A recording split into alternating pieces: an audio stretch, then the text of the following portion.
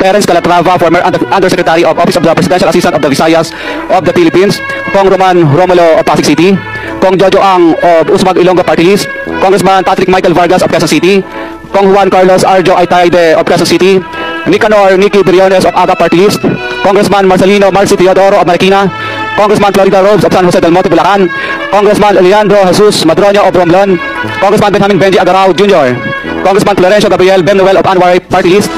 Kong Leo de Audit Tariela of Occidental Mindoro, Congressman Reynan Arrogancia of Quezon Province, Kong Marvin Rillo of Quezon City, Kong Tudioro Haresco of Baclan, Kong Antonieta Yudela of Zamboanga Sibugay, Kong Bin Asisio of Caloocan, Kong Marivic Copilar of Quezon City,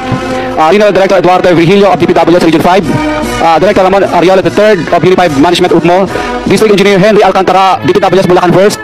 Undersecretary Robert Bernardo, District Engineer Aristotle Ramos of DPWS Metro First, Pasig City,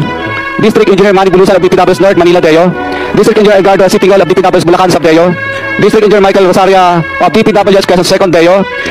Congressman Saldico, Senator Chis Escudero, Yusek Taigi Polaypar of DepEd,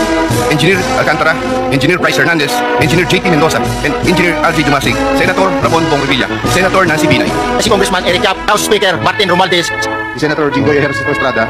Senator Joel Villanueva, Yusek Robert Bernardo, at E. Alcantara.